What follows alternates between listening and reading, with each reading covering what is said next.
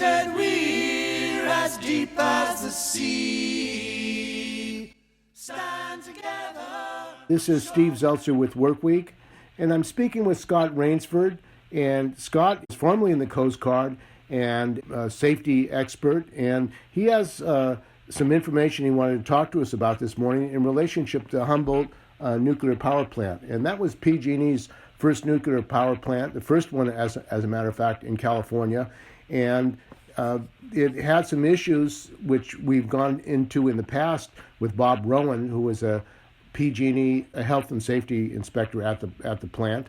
And he had some issues, and he was retaliated against. And Scott has done some videos and documentaries about what was going on at that plant. So welcome to WorkWeek, Scott. Well, thank you. So, Scott, you were in the Coast Guard in 1978. Why don't you talk about how you came to become involved with the Humboldt nuclear power plant? Prior to coming up to Humboldt County, I was a marine science technician in active duty Coast Guard, and I operated several laboratories on board a high endurance cutter in the Coast Guard for a number of years. So there was a fair amount of scientific background. So when I came up here to go to Humboldt State University, majoring in oceanography and geology, the Coast Guard Reserve up here is mostly a search and rescue, port security facility with small boats and helicopter station. They didn't exactly know what to do with my expertise. So my commanding officer in the Coast Guard Reserve, which I transferred from active duty into the reserve to earn a little extra money for my college studies, decided that, hey, you understand wind and weather, tides and currents. Why don't you visit the major facilities in the area and see if you can update their contingency plan? So a meeting was arranged where I went to the reactor, PG&E's nuclear reactor, Unit 3, and reviewed what their contingency plan was. So in late 1977, early 98, winter of 77, 78, I went to the reactor, I sat down, I read their contingency plan, and then I asked if they ever had a chance to use it because I wanted to see how well it had worked. They brought me out a report marked confidential, which was written by a man named Schiffer. Now,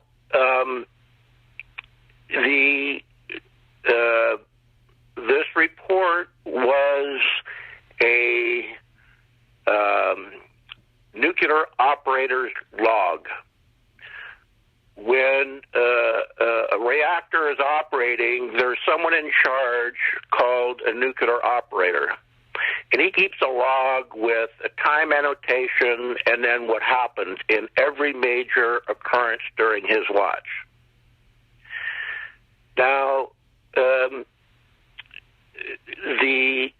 operator's log that I was presented with described an accident that occurred on July 17th, 1970.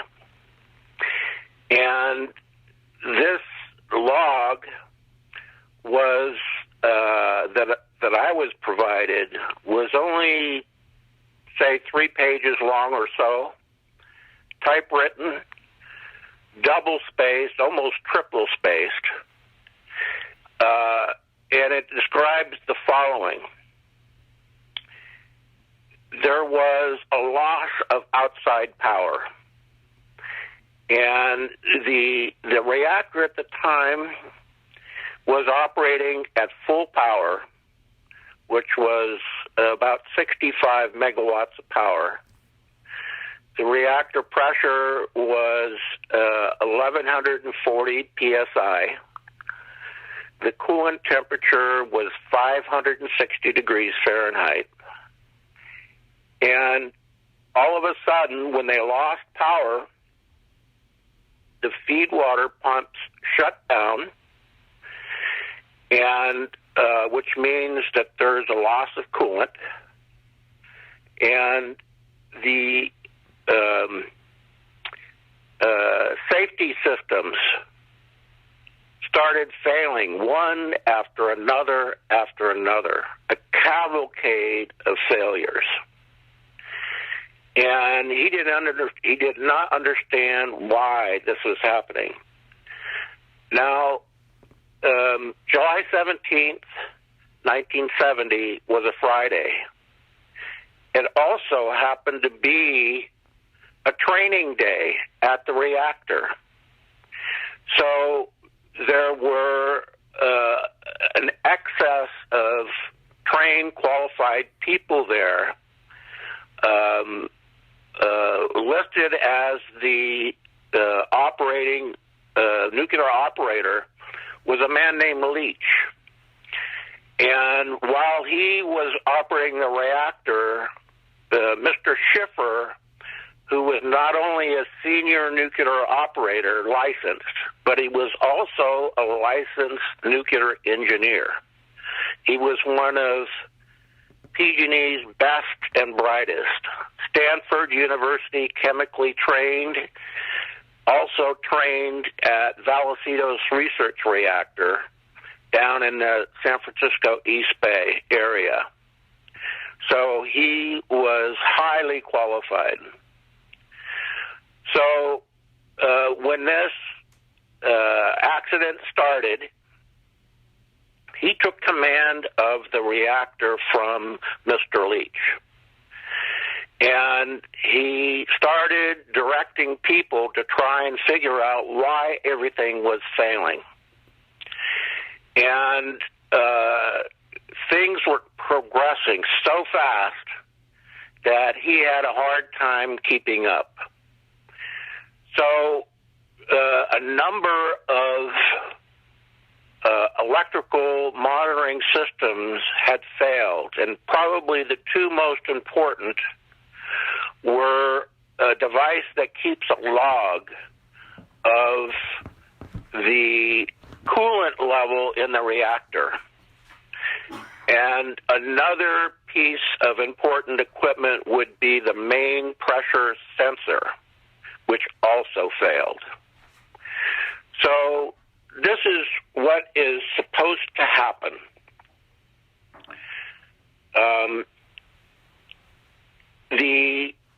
When you lose outside power, as I mentioned, the feed water pump shut down.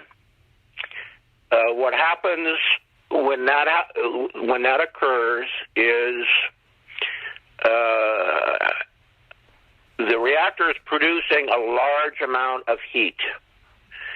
And without the heat being able to be discharged through the normal power-producing process through a heat exchanger, the heat builds up very fast in the reactor and boils the liquid coolant in the reactor, which causes the pressure to jump very fast. So what was supposed to happen was in that occurrence, there's a vital piece of equipment called an isolation condenser. Some people call it an emergency condenser because that's the primary function of this device. And what it does is it takes this high-pressure steam coming from the reactor that's out of specification and runs this radioactive steam through this condenser. It's a large vat, partially filled with water, with baffles that the steam goes through. the steam is cooled down, condensed back into water, coolant quality water, and that's put back into the reactor to keep the core covered. It failed because the condensate return valve failed open. Later, the investigation revealed that a gate in that valve had been installed backwards. So without that device in operation, they could not control the pressure in the reactor vessel without losing coolant water that was not being replaced. One of the backups is pressure relief valves. There were several of them. Each valve that opened releases steam from the reactor at the rate of 400,000 pounds per hour, which equates to 800 gallons per minute. And that steam, the radioactive steam, is piped into a device called a torus, or pressure suppression pool. It's a donut-shaped device that's shown in my video, and it deposits that steam, that radioactive steam, into that container.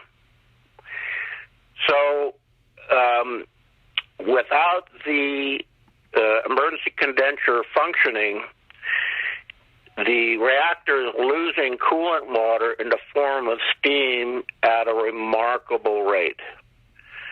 So Mr. Schiffer, who had taken command, figured that he better shut this down, otherwise he's going to uncover the core, which did happen.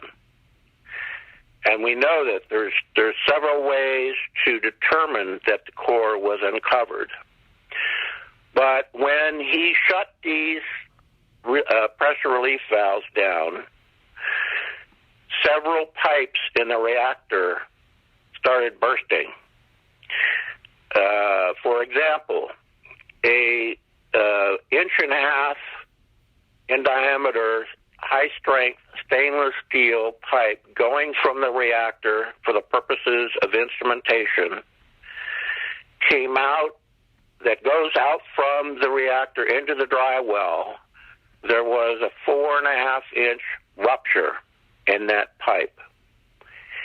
There was a baffle, stainless steel baffle, also in that system that was affected by the pressure, which also ruptured. So the plant is starting to come apart. There was, according to witness reports, abstract panic in the control room. The control room, when they lost power, every emergency indicator alarm sounded.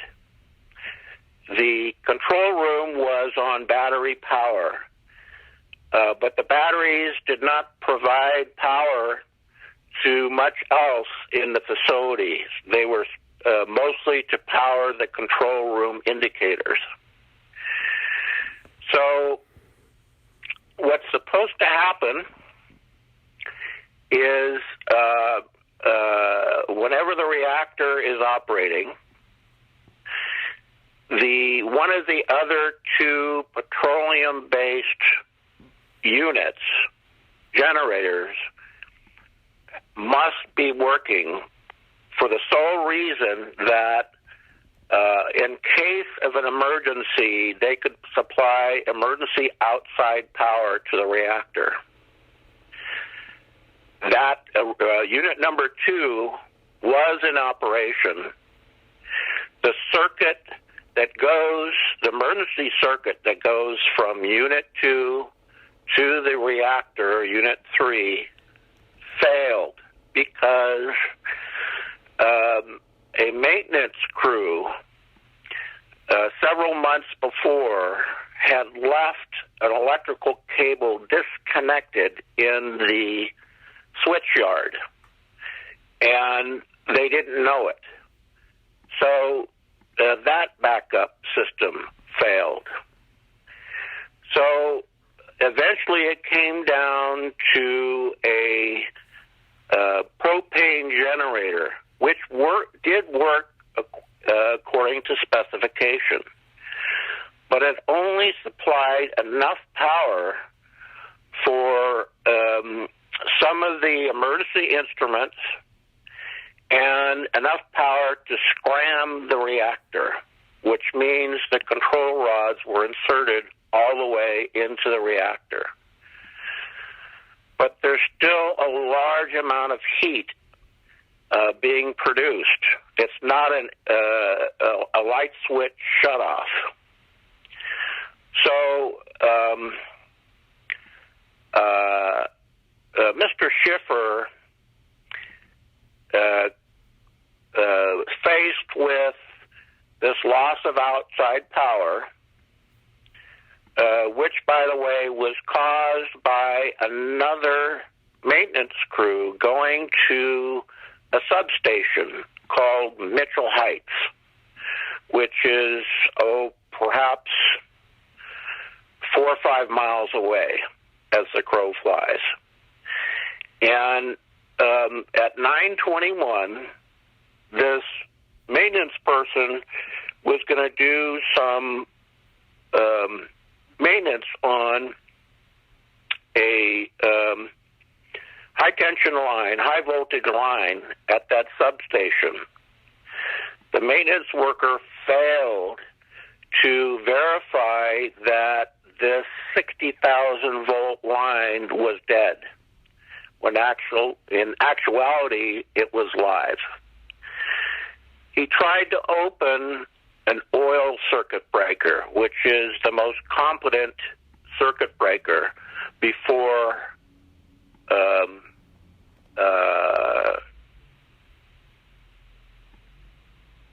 working on that line. He couldn't operate it because in the mechanism on the previous day, another maintenance crew had left a block of wood in that mechanism, preventing this next day maintenance worker from using the oil circuit breaker. So this maintenance person opened an air circuit breaker, which is not competent to handle the transient of an operating hot 60,000-volt line. It melted. There was a fireball. That's what caused the power outage at the reactor. That's what was delivering the voltage to the nuclear unit. Faced with all these failing systems, with the situation where you had the reactor coming apart, ruptured pipes, ruptured stainless steel baffles, rapid loss of coolant to the reactor in the form of steam, Mr. Schiffer started calling for help. And I'm reading this at the reactor during this visit. And his first call was to Vallecito's research reactor, where he was trained. And he said, "We got this situation. What do we do?" And I'm condensing this, of course. And they didn't know. They referred him to research facilities and in the Midwest, near Chicago, also near the Dresden facility, a nuclear complex 30 miles outside of Chicago. He asked them, "We've got this situation, what do I do?" They did not have an answer. They recommended that he called the military.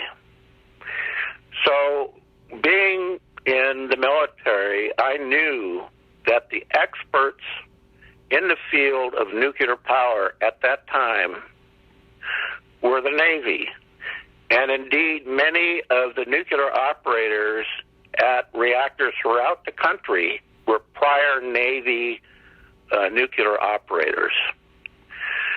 And the experts in the Navy are in Idaho at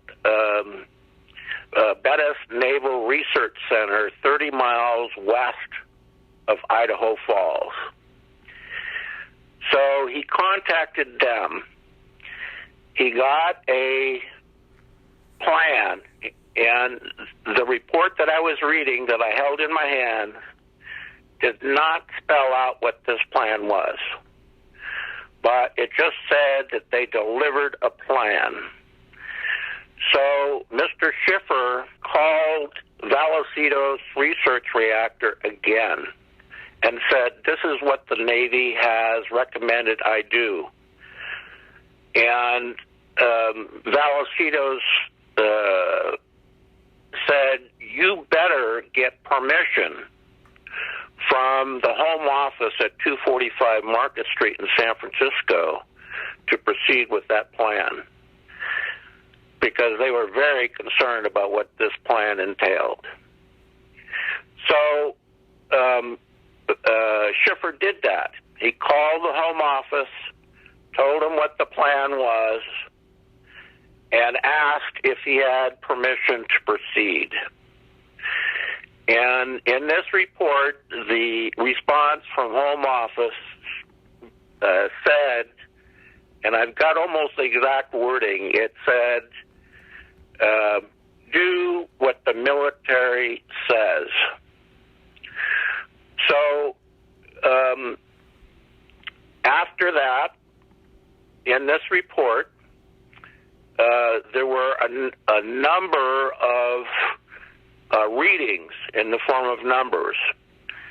And the first one, to my memory, was 1,220. It was not labeled. But it could only be one of two things, both with the same result. One was the pressure. Now, as I said before, the main pressure sensor in the reactor was down because it was on outside power, which failed. And it was not supplied emergency power from the propane generator. But they did have a pressure sensor by the turbine board, which measures pressure at the turbine in an area away from the reactor. So they were taking pressure readings from this turbine board, and it showed pressures substantially out of specifications, too high, and which means it indicated that the emergency condenser had failed. Also, the other use or potential reading that the 1220 indicates, that's what the setting was for the pressure relief valves to open. And if the pressure relief valves opened at 1220 psi, that means that the emergency condenser, the isolation condenser, had failed. So it both indicated the same thing. So following that was approximately a dozen other readings. Most of them were labeled, and I cannot remember all of them. But immediately after those readings, on this report that I held in my hand, Mr. Schiffer called the Humboldt County Sheriff's Department, activating the contingency plan, which obviously is the reason that they presented this paperwork to me for that day. So when the contingency plan is activated, it's only done in an extreme emergency. There is legally mandated amount of monitoring must happen to establish the level of radiation released and where it went. So I asked to see the result of that monitoring, and my request was denied. So at that point, I was probably white as a ghost, and I was not able to take a copy of that nuclear operator's log because it was marked confidential. So I went back to my Coast Guard unit to report what I had seen to my commanding officer. And as I showed in my video, there were a line of people at the reserve unit that said, we know, the 12th Coast Guard District will handle it. And I protested. I said, no, this is serious. And they said, we know the Coast Guard 12th District will handle this. Drop it. So I did. So as years went by, I befriended a number of people in the community, and a lot of people that I knew were coming down with cancer and dying. And I asked them, where did you grow up? Where did you live? Where did you go to school? And a lot of them said, I grew up by the nuclear power plant. I went to South Bay Elementary School.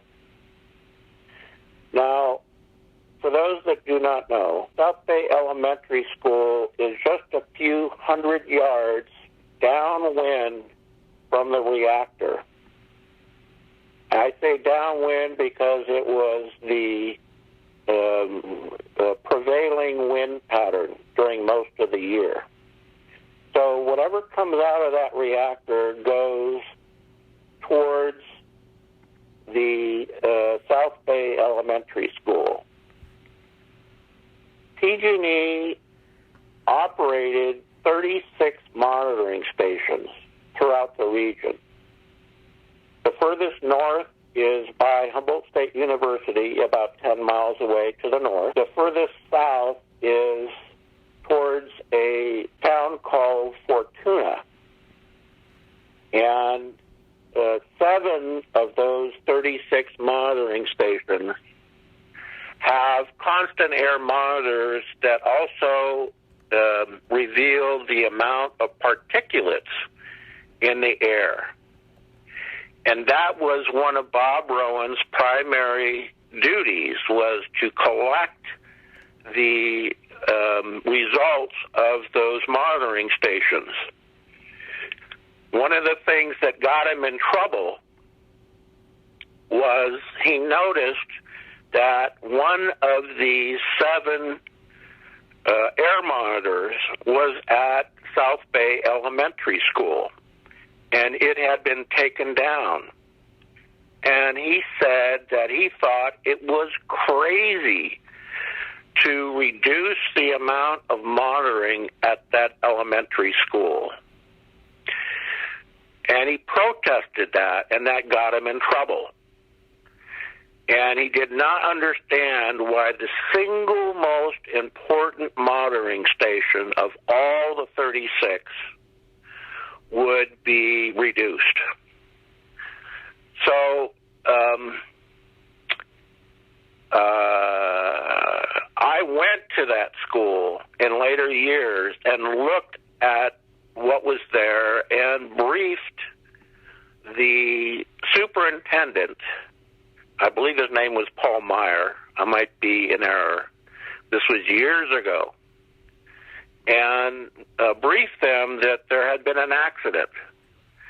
And if he had been informed of this accident.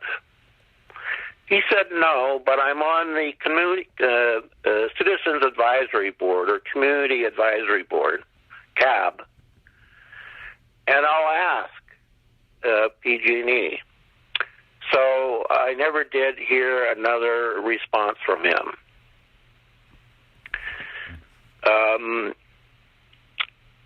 So there was an investigation by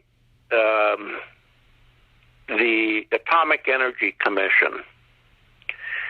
What eventually happened, according to records, was they were able to deliver outside power to the reactor from Unit 2. They found the disconnected cable and delivered power. The feed water pumps came back on. The reactor had returned to normal. Supposedly, at the end of what this report said was no big deal.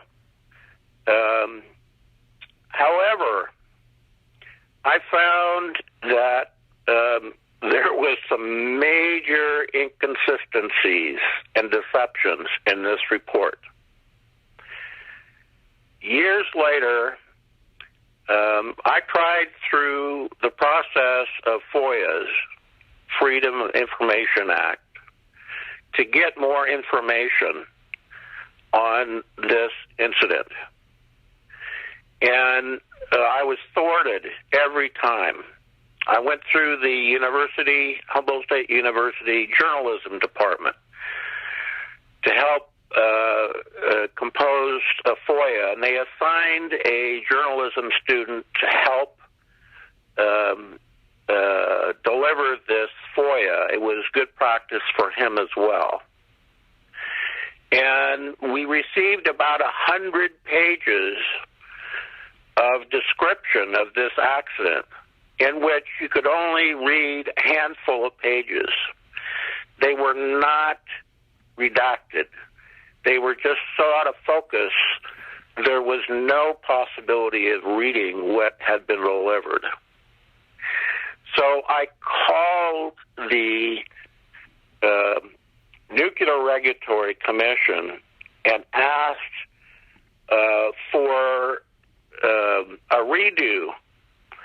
And they said, well, you can file another FOIA, but you need to be aware that there are 6 or 7 reasons that we can deny you this information. And they sent me a letter confirming what they had said. So that's just one example of several FOIAs that I later attempted.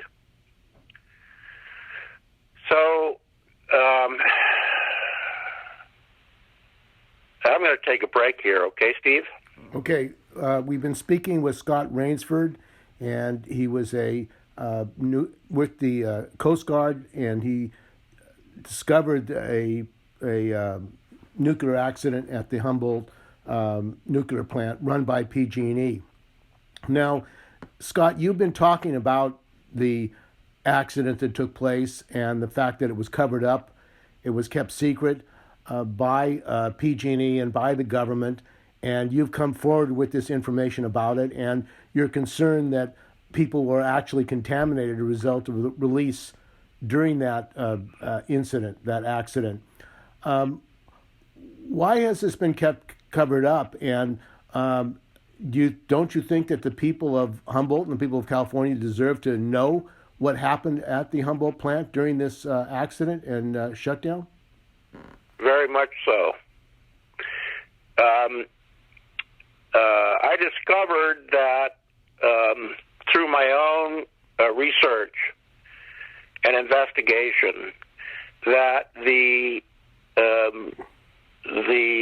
nuclear core, the fuel core, had been uncovered. During this event, a greater reason why Schiffer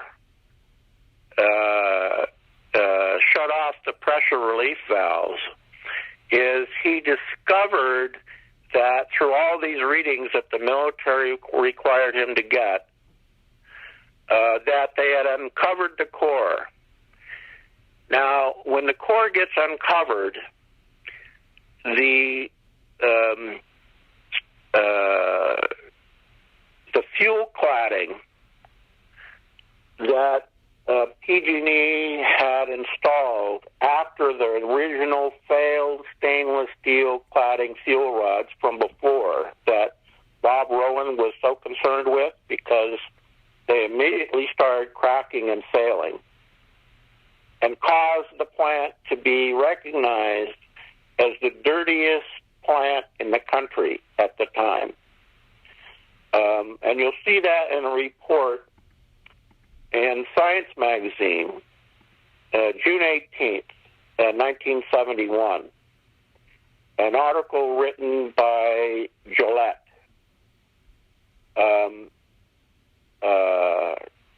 So PG&E replaced the stainless steel fuel cladding fuel rods with a much more competent zircaloy clad fuel rod. That is a much more expensive fuel rod, and that's what the military uses, because under normal operation, those fuel rods are much more competent. However, they have a flaw, and that flaw is in the loss of coolant accident. In other words, uncovering the core, the core is, as the liquid water falls below the level of the fuel rods are now bathed in high temperature steam. Steam cannot cool a fissioning fuel rod. They overheat. And at a certain temperature, a chemical reaction occurs. It's an exothermic redox reaction for you chemists out there. And so they create their own heat, adding to the problem. The chemical reaction produces ZrO2. In other words, the zirconium is oxidized, and it produces hydrogen gas at an extremely fast rate. Empirically, under empirical conditions, hydrogen gas is explosive at 18% by volume in an oxygenated environment. Under reactor conditions, it has been found that it's explosive at roughly 14% by volume. So it happens fast. So when they uncovered the core and the pressure relief valves were opened, hydrogen gas and this steam and the breakdown of the zircaloy-clad fuel rods, which crack and blister under those conditions, all that volume of gas was going into the pressure suppression pool, otherwise known as a torus. If that concentration builds up to 14%, it's going to explode. that's what caused the Fukushima reactors to explode. The same thing. The fuel at Fukushima was uncovered. It was a high-temperature steam environment. The chemical reaction occurred. It produced a large amount of hydrogen gas. It built up to 14 to 18% and exploded. You can see it on the internet. So that's another reason why Schiffer shut off those pressure relief valves. So what do you do with this pressure that's building up, that's causing the reactor to come apart? They had to get rid of the pressure and this hydrogen gas. So they could release it to the environment, but they didn't want to do that because it was extremely contaminated because of the breakdown of the fuel rods. When the fuel rods break down with the cracks and blisters, it gives direct access of the environment to those fuel pellets inside the fuel rods. So it's heavily contaminated. So what they decided to do, and what's in this report of the accident, is they created a pathway from the reactor into the refueling building. Now, before they did this, they set an emergency evacuation alarm to the refueling building to get everyone out because people worked there. And so they sent the alarm electronically originally, but they weren't sure in electrical chaos that it had worked. So they sent a man named Leroy Marsh, who was training to be and get a license for an assistant control operator. They sent him into the reactor with a half respirator and a device called QT Py, which is a radiation monitoring device. He enters the building.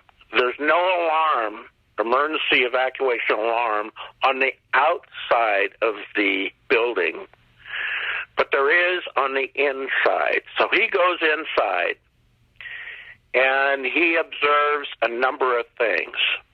One, and this is all in his testimony, by the way, in the investigative report. So he goes in the building, and he verifies that everyone was out, but the emergency evacuation alarm was not sounding. Also, he verified that the constant air monitor that monitors radiation levels inside the refueling building was not working. He also verified that the fans that were used to create a negative pressure system in the refueling building were not working because they were on outside power, which had failed. So to explain to the listeners what this negative pressure system is for,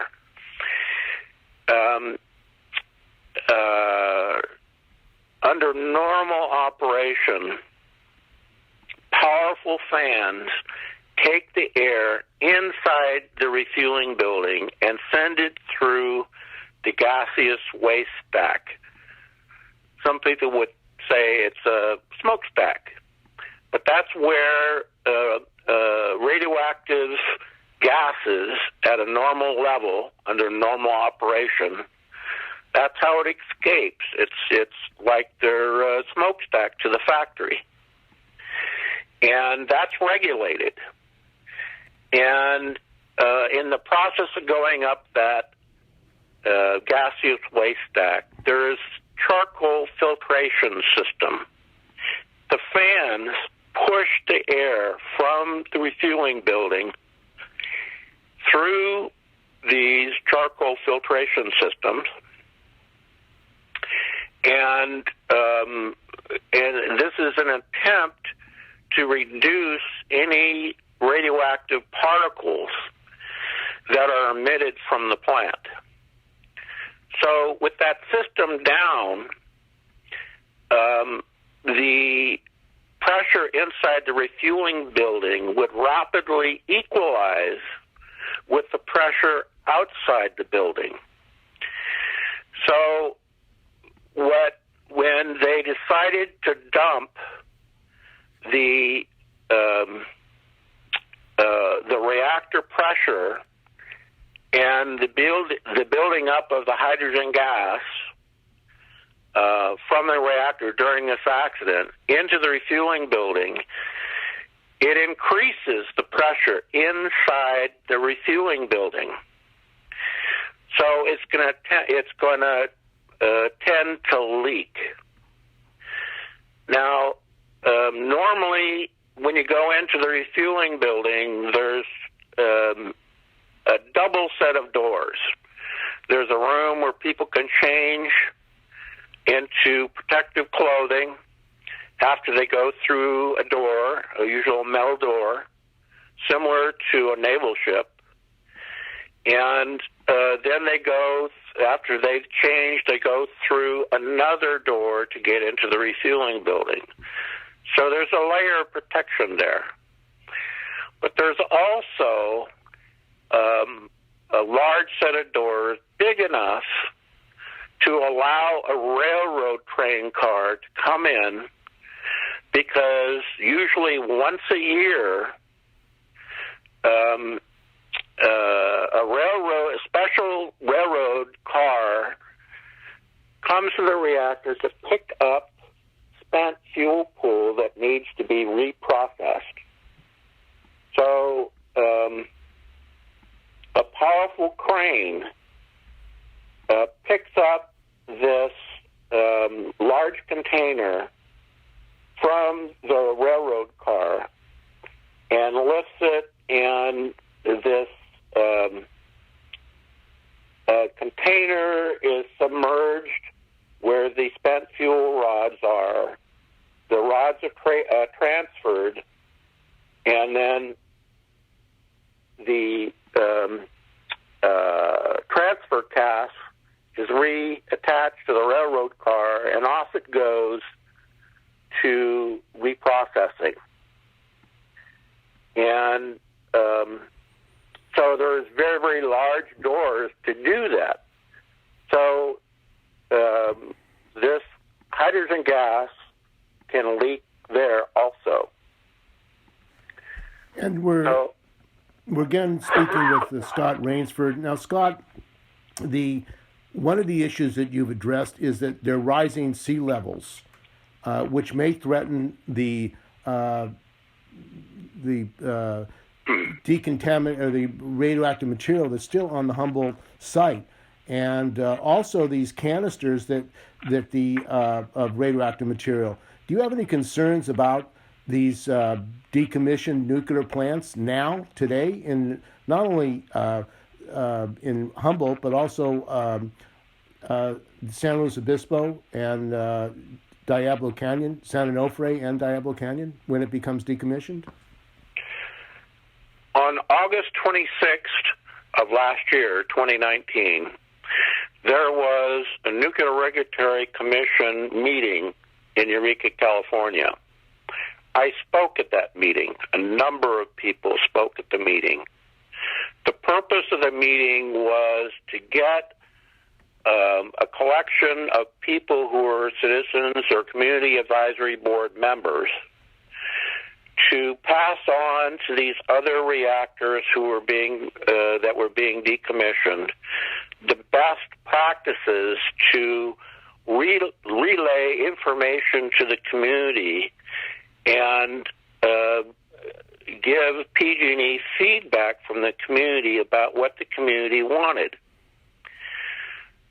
One of the speakers, and it's on videotape that you can get, was an expert in sea level rise of California.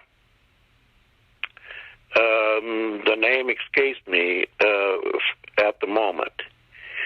But this PhD level person got up and said that sea level rise is happening twice as fast in Northern California as elsewhere. And that is because this is a subduction zone, a geological subduction zone. So this area along the coast is sinking about the same rate the sea level rise is rising. So this expert said that in so many years, where the 6 casks where high-level special nuclear material is contained will be an island in so many years. Hold on.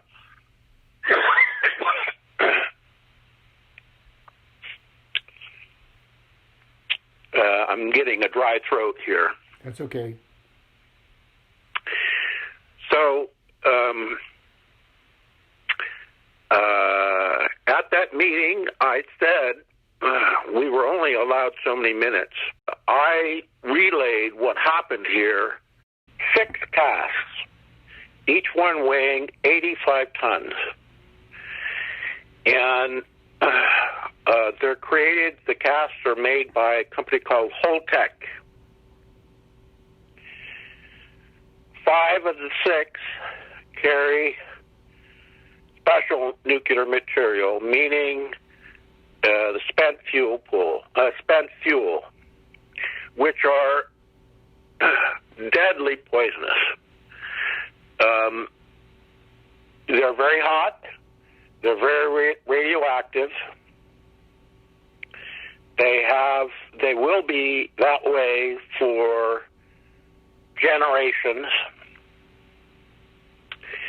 And the 6th cast holds the high-level remnants of the reactor. And since they were larger than the fuel rods, the 5 casts holding the fuel rods have 2 lids. A welded steel lid, stainless steel, and then a concrete lid. The 6th cast here in Humboldt County only has 1 lid. It has a concrete lid, but the steel welded cap is not there because of the size of the reactor remnants. So that is a big concern. It's in a tsunami zone. It's being threatened by bluff erosion. There's only like 115 feet of bluff remaining where those Holtec casks are placed. That bluff has receded 1,480 feet from, I believe it was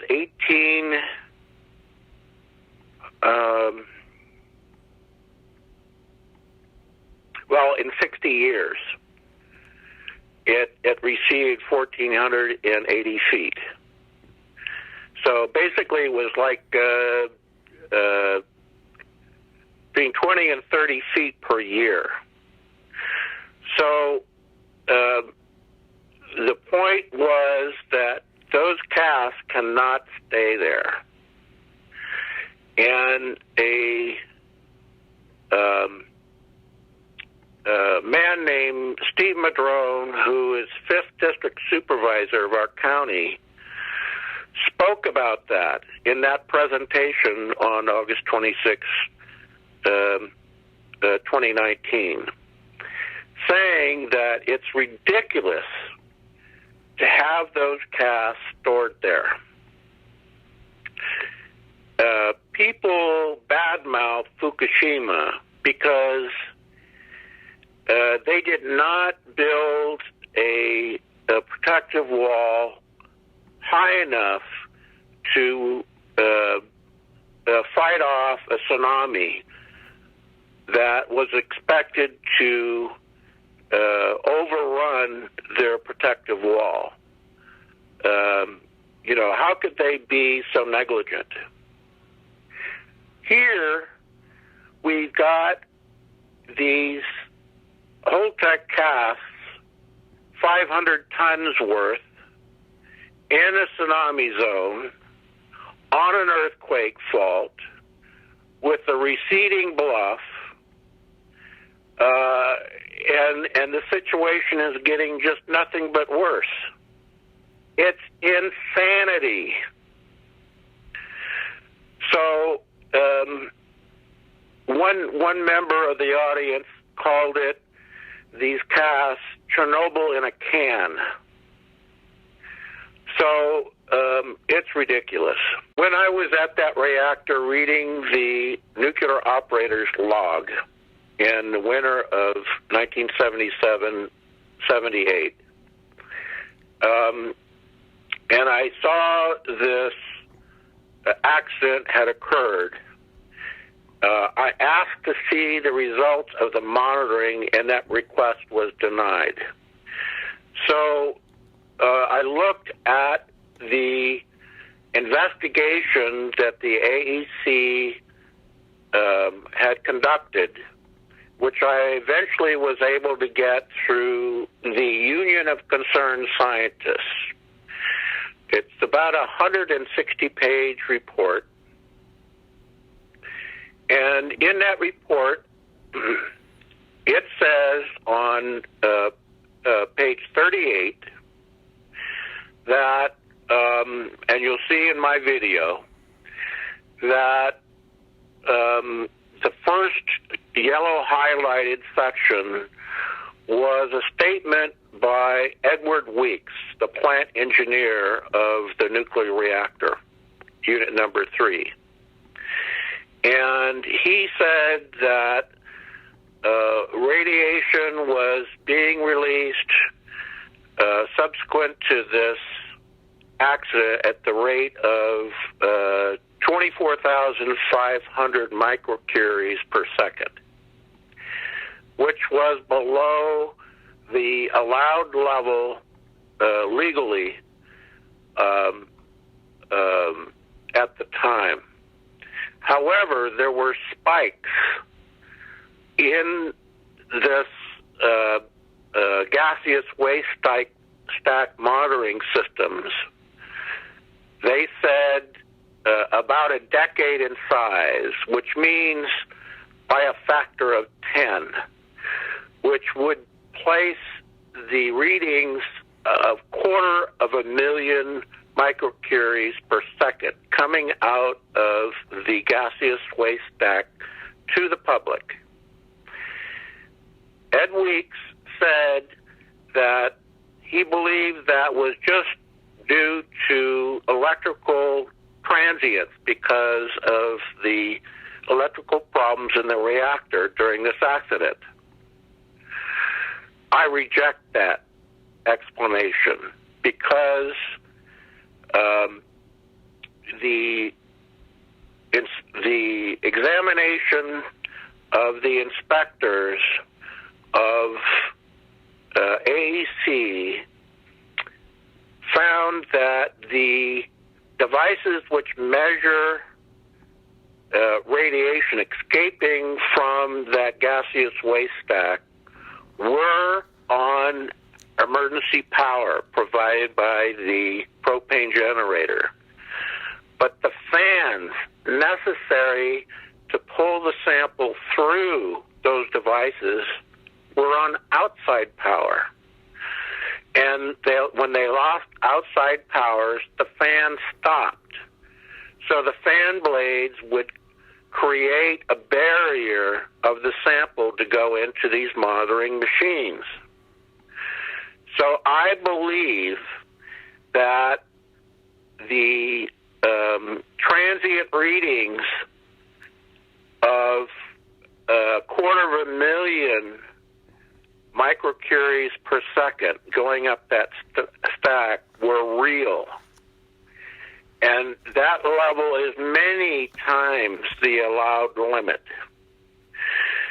Now, what people need to understand is after this investigation was done, the results of the investigation were presented to United States Congress Congressional Committee called the Joint Committee on Atomic Energy, a committee that was established in 1946 and existed until it was abolished in 1977 by the United States Supreme Court, because this committee had powers that no committee in the history of this nation, before, during, or after today, had ever had.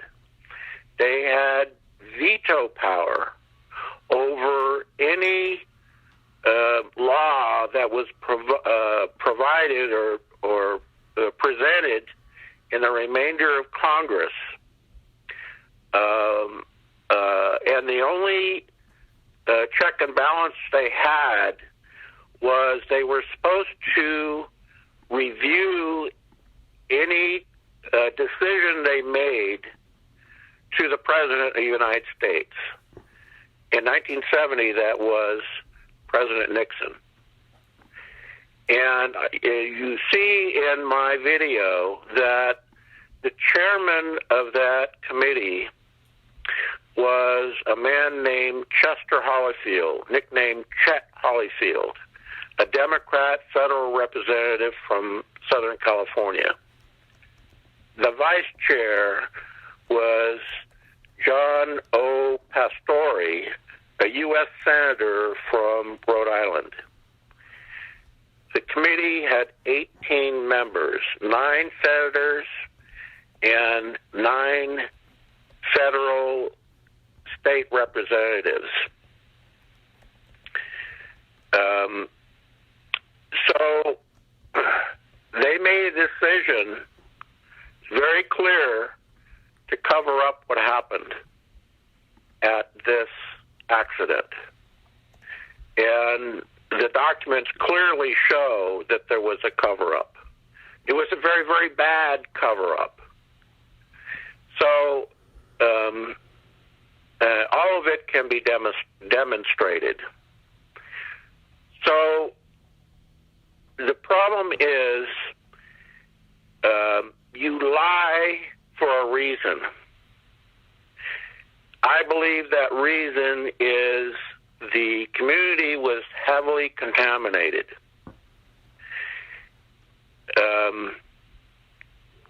Mike Manitas, a college professor at Humboldt State University,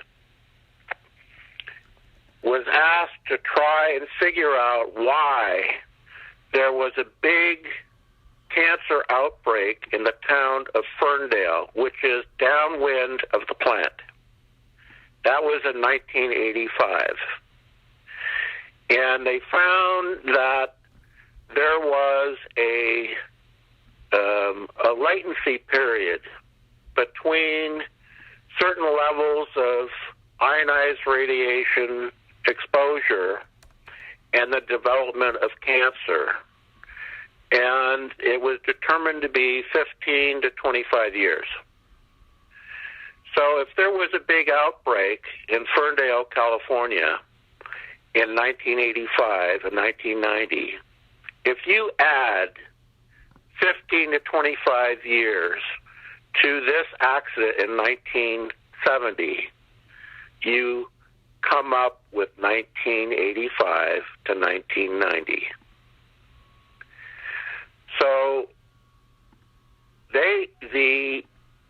the powers that be in this industry withheld from me when I was at the reactor reading this nuclear operator's log. They denied the monitoring results, the information providing the monitoring results.